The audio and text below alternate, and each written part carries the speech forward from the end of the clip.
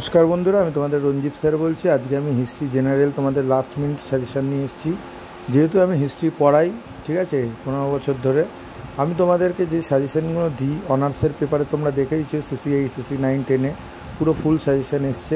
তো জেনারেলে আমি মাত্র তোমাদের 7-8টা কোশ্চেন দিয়েছি। এই কোশ্চেনগুলো করো, তোমরা 100% কমন পাবে, প্লাস তার সাথে 5 মার্কসও কমন পাবে।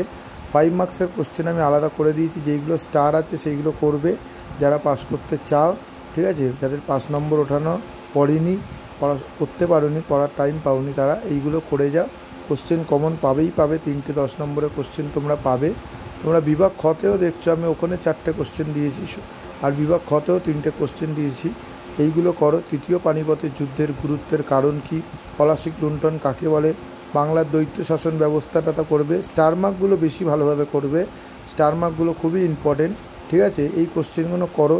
কোশ্চেন তোমরা হিস্ট্রি যখন লিখবে গল্পের মতন করে বানিয়েও লিখতে পারো, কিন্তু বিষয়টা কিন্তু তোমাদের নিজের ভাষায় হলে খুবই ভালো হয়।